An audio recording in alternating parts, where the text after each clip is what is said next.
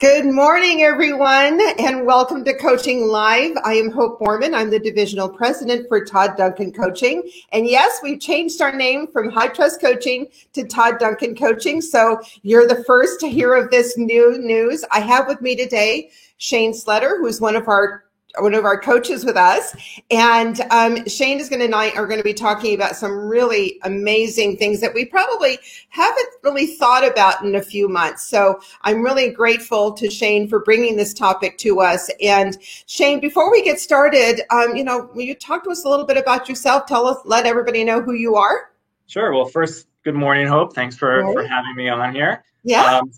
I've been in the business going on 20 years will be next year will be 20 years. I can't believe it. Got in nice and young. I was 22 years old when I got in the business, went straight into originating. So it's been a long time, but I've truly enjoyed it. And, I'm in the Southern California area. I'm a producing branch manager.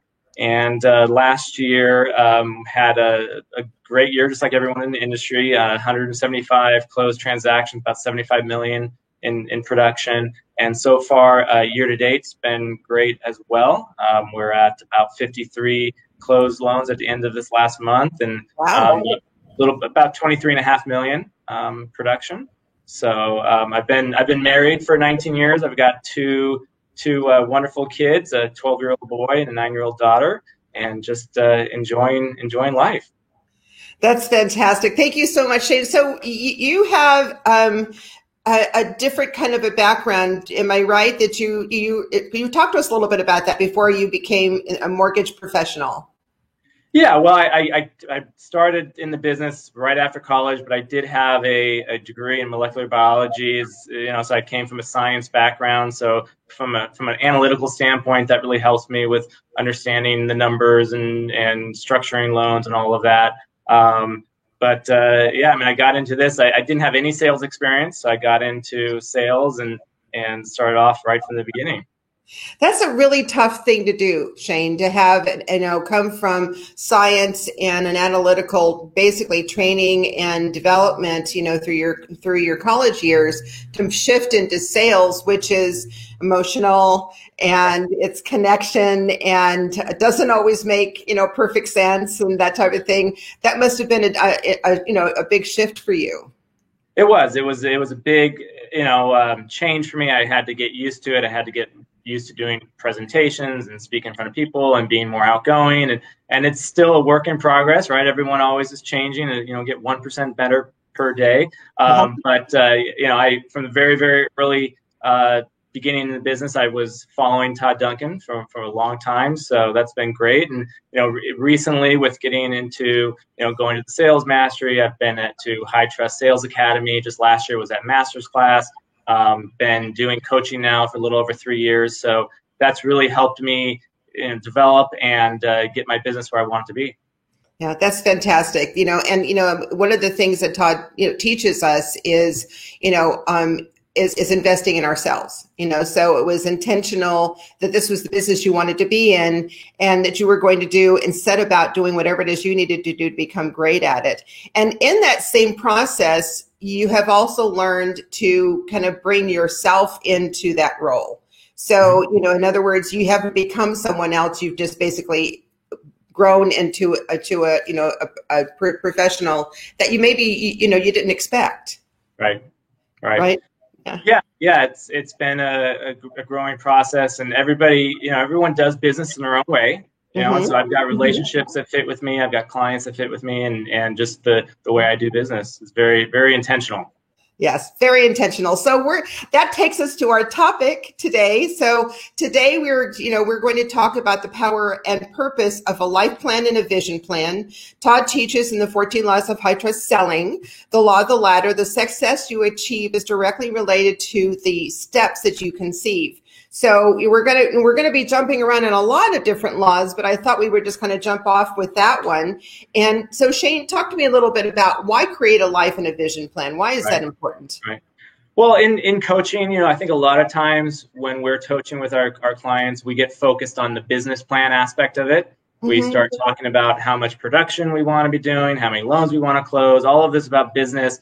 But I think a lot of times, we forget about the impact that business has on the rest of our life, right? And that's one of the things that Todd Duncan does talk a lot about, is not just business planning, but life planning, about making sure that we are in balance with everything else. And it doesn't matter how great you are at business if the rest of your life is falling apart. All right. So, I think last year with COVID, everything that was going on with that, and then on top of it, in the mortgage industry, all of the all-time production that everyone had, we were all kind of running around crazy, right? We didn't have any way to get rid of stress. We were working long hours. We were taking care of our clients.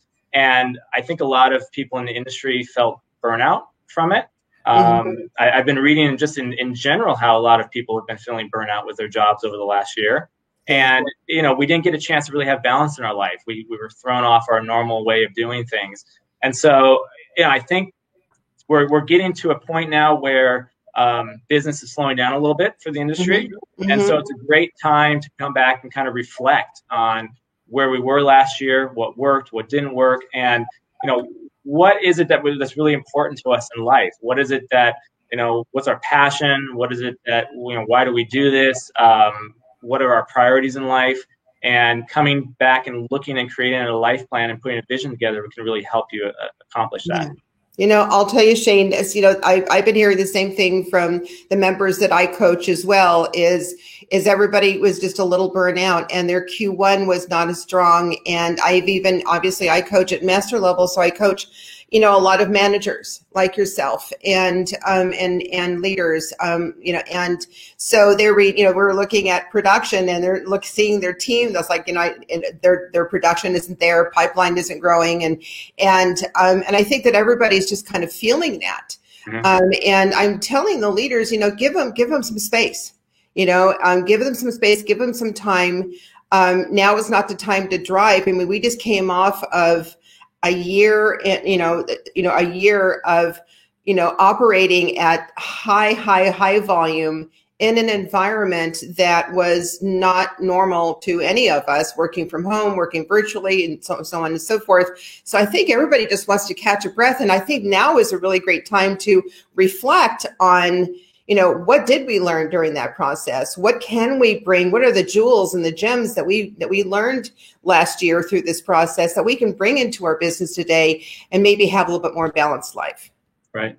And then also just being able to get back and looking and focusing on, yes, my business was great last year, but what do I need to do to get the rest of the things in my life put together, right? And I think time goes so quickly nowadays. And, one of the exercises that we talk about, and I think it was both in High Trust Sales Academy and also master classes, at the end of your life, what's really most important, right? What is it? Is it business, or is it the relationships? Is it other things that you accomplished? And as we look at it, we're already into May. The year goes so quick. Our careers go so quick. So we really want to be looking at and focusing on what is really going to be most important to us in the end.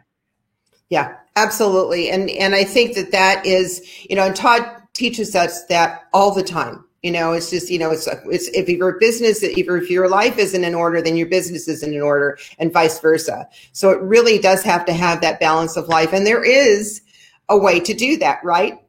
There is, definitely. It takes some intentionality. It takes some time to develop that. And, I think one of the things that we hear about in High Trust Sales Academy is those people who do write out their goals and put them on paper and put action plans in place have a much higher probability of accomplishing those goals. I think it's, people who just thought about their goals only accomplish like 43%, but those who actually write them out, share it, put a plan in place are closer to about 76% accomplishing their goals. So it's very important to do that. Yeah, absolutely. And it's really interesting. I have a client that I've been coaching for a little over 2 years now.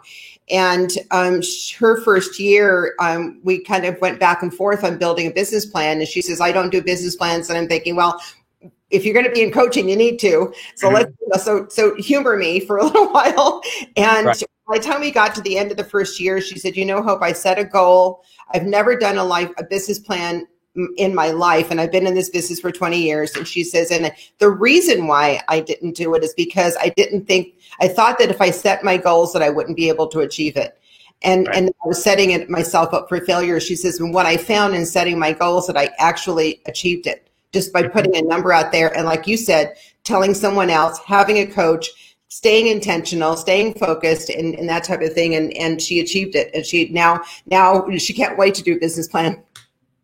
Yeah, I mean it's huge. It's an important part of what we do in coaching and helping keep our clients accountable on doing that and getting the word out. And I think you mentioned the law of the ladder, but there's also the law of the iceberg that talks about the truest measure of your success is invisible to your clients, and that's all about what do we do, within ourselves and preparing for what we're going to be doing with our clients.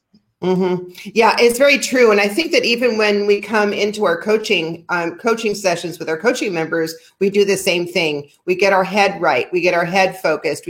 How can I serve this client? How can I best serve them? And we're not multitasking. We're really kind of dialed into that. And as we bring that same level to, our clients, to our referral partners, to our communities that we serve, it's just that all of that gets served and basically embraced in that, in that process. So talk to me, who would create a life plan and a business plan? Who are those people? Well, I mean, I think really anyone who wants to have success and achieve their goals, in business and life should be putting together a life plan and a vision, right? I think the vision side of it is huge. I was recently going through Developing the Leader Within You by John Maxwell, and he talked about the advanced attraction concept of, when you know what you want in the future, you will attract what you need to help you get what you want.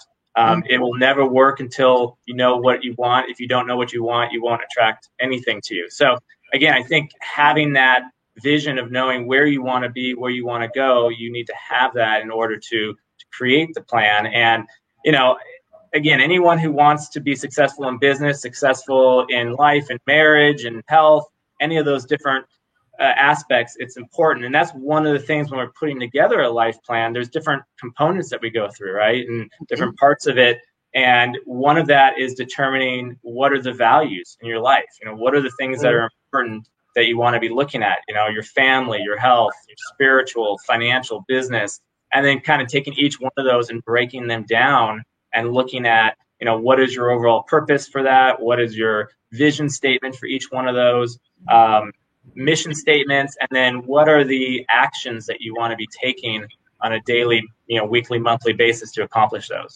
Exactly. So it's not just about creating the vision and creating the plan. It's about actually getting now, with your science background, now getting strategic about how you're going to achieve those goals. What daily activities are you going to do, to keep moving towards that, towards that goal? Right. Yeah.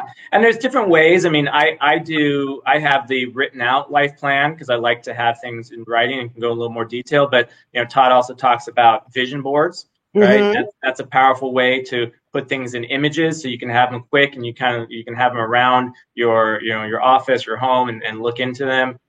There was also another exercise that he has us go through, which is called, Life to 85, where you look at, what's your life going to be like when you're 85 and you kind of talk about what you want that to be. And then that helps you get in that mindset of, okay, that's where I want to be at 85. What do I need to do now? And so there's a lot of different ways that you can look at it and have fun with it. And you can include your spouse if you want to in doing it. You can include your team if you have a team on the business side of it, and just kind of go through those exercises.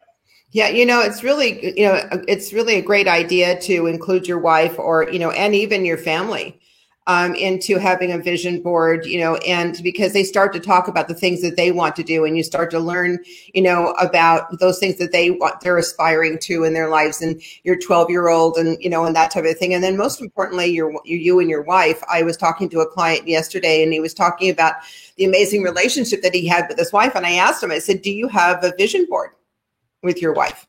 And he said, Hope, he says, I don't. And good morning, Alex Barnett. I just, I thought to myself, he said, that would be a really great thing for us to do. He says, we have very different ideas and views about how we want to live our lives. And I said, well, maybe by doing a vision board, you can find a way to blend that to where, it comes together. Yeah, definitely. And usually spouses do have different ways of doing things and different dreams. And I think that the powerful thing is taking that time to learn and understand what maybe the dreams are of your spouse. What is it they want to be doing?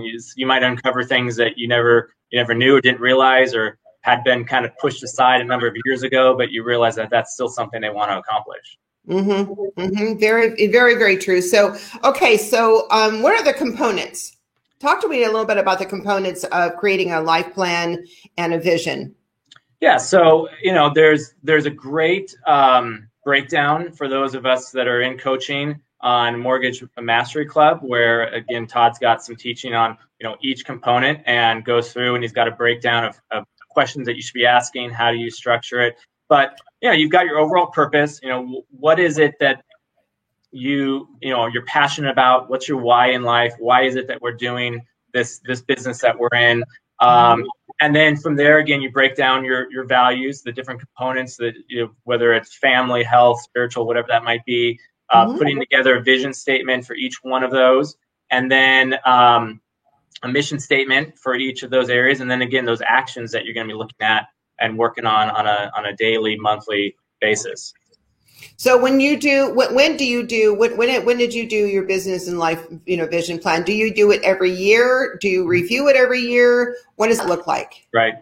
So I put it together a number of years ago, and every year I do, when I go back and I'm kind of doing my business plan every year, I've got my business plan and my life plan attached on the same document, so that automatically when I'm going back at least once a year, I'm reviewing the business plan and I'm reviewing the life plan that's going along with it. And then what I did is I wanted to be able to go back and, review it on a monthly basis. So I just created it on like a Google Doc where I've got it linked on my calendar. So when that comes up, I'm able to easily pull up the life plan and kind of read through it. Now, like a lot of people, even though it's there, sometimes I push it aside. I don't get to it all the time, especially last year with how busy we were. I did not review it often enough. And so you got to give yourself some grace there.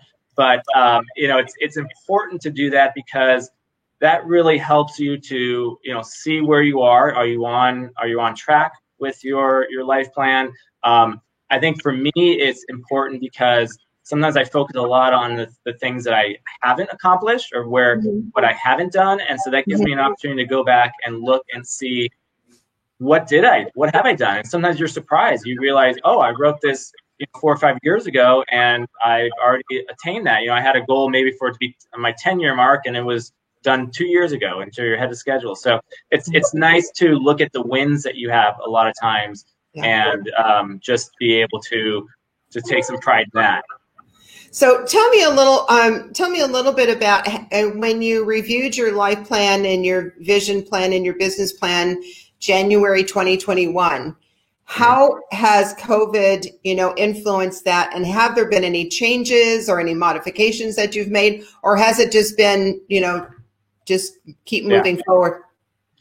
Well, I mean, COVID obviously impacted a lot of the relationship side of things, the health side. I mean, I wasn't going to the gym as often, getting my workouts in, wasn't able to get together as much with family, friends, different activities.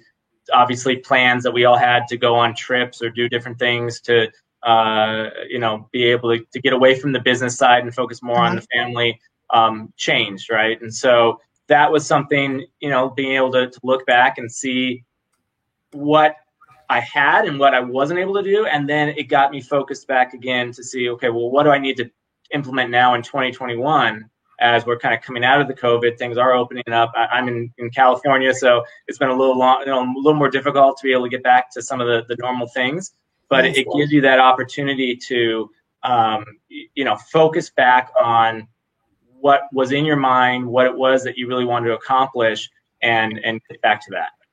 Okay. That's terrific. I love that. So when we're talking about business plan, I think a lot of our coaching members have really kind of said, I now know what is possible. I now know what I can do, because I've had 2020 was for most the best year they've ever had in their careers, irrespective of how long they've been in the business. But they now know it's possible. And most of our coaching members are basically saying, I want to mirror or exceed what I did in 2020. And we all know that it's going to have to shift with regard to the type of business, and it needs to shift to purchase business. Has purchase always been in your business plans when you're planning and when we're coaching our members? Do we always have, I mean, irrespective of where the market is, refi, purchase, whatever that is, does that influence, how you do your business plan, or do you stay focused on the right things all the time? What I do in my business plan is I do break out, and I try to say I'm going to have a certain percentage of business that's going to be purchase business, a certain percentage is going to be refinance, and then I like to break out and say, let's say 20% is going to come from agents, 20% is going to come from financial planners. You've got your current database that you're getting business from. So I give some guidelines as to what I want to be able to hit on the tracking side. And then, the nice thing is if you're tracking that throughout the year, then you can come back the next year and say, well, did I hit those percentages? Where is my business coming from? And then you can make those shifts to determine, should I be focusing more on one group of individuals than another? And there's the 80-20 rule, where if you focus 80% of your time on the top 20%, that's where most of your business is going to come from. Right, exactly. And, Shane, it was really interesting. I love that you actually go, that extra step in not only determining, what percentage of your business is going to be purchase and or refi and or whatever other, opportunities there are, but when once you've established that, you're now saying, okay, where are my doors? Where are my doors? Where is the source of business? And so if you're identifying those things, saying database, referral partners, professional relationships, community service, whatever those things that you're doing, you kind of know that, and like you just said, you kind of know where you want to be paying attention. And that actually starts to set the steps for what your strategies are. Right. Yeah. And it gives you that opportunity, not that you're always going to hit all of those numbers, but you can come back, you can make little tweaks when you need to. And if you're reviewing it throughout the year, then you don't have to wait for a whole year to make the course corrections, right? You can be making the corrections on a monthly, on a quarterly basis to really see where your business is going. And in a year like we have right now, where we were so high in refinances this last year, and now we're having to make these shifts, you're going to have to come back. You're going to probably have to revisit your business plan more often, because you're not sure what is going to happen this year, right? Where your business is going to come from, how it's going to work with rising interest rates. I think the other thing is that a lot of times we go one direction on what we think is going to happen, and then something changes in the industry, right? Or the interest rates go up, and so we have to be able to be flexible and make those adjustments. Right, exactly. And it's, it's so true. And I almost think that, it's a mindset thing too, Shane, is that, that we can't always, we don't always want to be at the effect of, and this is something that Todd Duncan teaches us, not always at the effect of what's going on in the market. We could be successful in any market, provided we are staying focused on where we need to go, and as you said, being willing to pivot and shift, and being nimble to do that, to say, okay, refinance is not, it's always going to be frosting on the cake, but it's not going to be my lion's share of my business. And I need to make sure that I'm dialing in on the purchase business and capturing as much of that market share as I can. And where do I need to improve to accomplish that? Right. No, that's correct. Yeah. Okay. So talk to us a little bit about, we're coming up on the end of our time, but you're a fairly new coach with us. You have been in coaching for 3 years.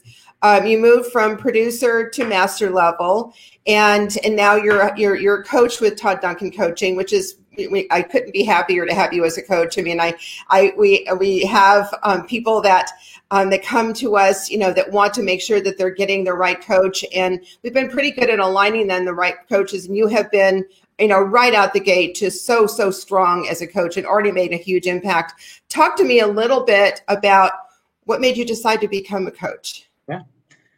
Well, so, again, I've been doing it for 3 years. I saw that there was a big impact on my production, and being able to, have a plan in place, have someone to be able to go back to, discuss things, make those little tweaks that you need to do, those improvements. And it does take some time. What I tell my coaching clients is, the first 6 months, maybe up to the year, is just kind of putting the foundation in place, right? To be able to get everything going forward. And so I've seen my business, increase because of that. And I wanted to be able to share that with others in the industry and kind of give back what I was able to learn from coaching and what I've learned, through Todd Duncan over the years, and start being able to help others to implement that. Yeah, that's fantastic. And have you gotten the coach's joy yet, where the client has stepped out of their comfort zone or achieved something they didn't think they get? Have you gotten that yet? I have. I mean, it's starting off, seeing clients when you're talking to them kind of have that aha moment as far as, what maybe the way they were doing business versus the way that we should be doing business, and kind of creating that, great customer experience, and, some of the extra little things that we can put into the process that makes that difference.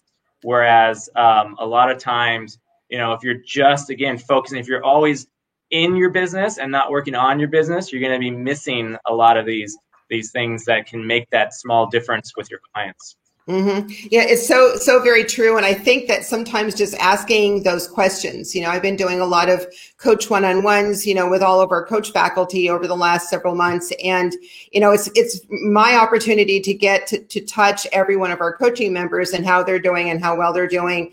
And also, but to collaborate and mastermind with my coaches, with our coaches, I should say. And it's so much fun because we come up with all kinds of really great ideas. And a lot of times it's just learning how to ask questions, right? It's just learning how to ask that one question that makes our coaching members stop and think. And even sometimes, they come away from the call and then they come back to the call saying, I thought about what you said. You made a comment, you asked me a question. I couldn't answer it, or I half answered it, but I thought about it. And, and you're right, and that is something that I really want to work on, or whatever those things are. So a lot of times it's just asking those questions and being, as Todd teaches us, an active listener. Yes. Yeah. I mean, I think we can give them guidance on what are some things they should be doing, questions they should be asking, but then they've got to go back and they've got to look at it themselves. They've got to be the ones that are implementing. They've got to be the ones that are making those changes and taking it a little bit deeper than even what we're talking about. So true. And thank you for saying that, Shane. It's so very, very true. And I think some people come into coaching thinking, that we're going to do it for them. That, all they have to do is pay and they're, we're going to take care of all of this for them. And I've had even a couple of coaching members saying, you're the coach, you should tell me what to do. And I'm saying, I'm not going to tell you what to do. It's not about my agenda. It's about yours. Right. So let's, what's top of mind for you? What's keeping you up at night? What are some of the things that you want to make some changes? But, to your point, they have to do the work. So when a coaching member, writes Todd Duncan or myself or you and says, oh my God, I've had such amazing, success this year. And, I've done things outside of my comfort zone. I never thought I could achieve this level of success. Thank you, thank you, thank you. Our immediate response is, you did the work. Right. We guided you, we counseled you, we mentored you, we supported you, we were there for you. But however, you're the one that did the work. Yeah.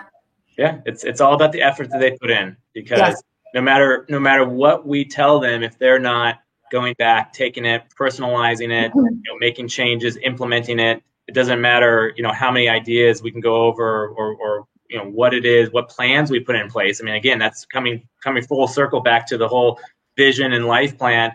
Doesn't matter how much you put down if you don't actually start implementing it. Yeah, I can't agree with you more. So I'm going to throw you a little bit of a curveball. Are you ready? Okay. Yeah. Okay. So this is something new that I'm doing with all of our interviews. So I wanted to, ask you to complete this sentence. The key to success is. The key to success is. So I would say the key to success is understanding what success is to you. And that comes all the way back to the high trust interview. And part of vision, creating your vision and your life plan is actually doing the high trust interview on yourself. So we teach that in coaching, how to do a high trust interview with your clients, with your partners. But really, you have to do it on yourself first to understand what is important to success to you, and why is it you're doing these things. And because some people, it may not be all about the money and about the number of transactions. It might be creating a great, life for your family and for your kids, and having that type of business. So I think that's the key. Wow, that's massive. That is huge. Thank you so much. That's so true. And it's so very, very true. I mean, you just dialed it in, Shane, and you weren't expecting this question, but you first have to decide what does success look like to you, and to do the high trust interview to yourself first so that you can establish what that is. That's beautiful. I love that. We have come up to the end of our time. I can't believe it. We're up to our end of our time. If you are in coaching, we want to thank you for your membership. Thank you for your dedication to yourself and the investment in yourself. And we want to wish you every success in 2021 and the years to come. We also, if you are interested in becoming a high trust coach, I am looking for, obviously the division is continuing to grow, faculty is continuing to grow. And if you're interested in becoming a high trust coach, there is a very specific profile. Just send me an email to hope.borman@hightrustcoaching.com. And I would love to hear from you. Shane, I just want to thank you so much. Is there anything else you'd like to sign off with? No, I think we covered a lot of great stuff. So hopefully it was beneficial to people watching. Absolutely. Absolutely. Thank you so much. And everyone have a great day. Okay. Bye. Bye.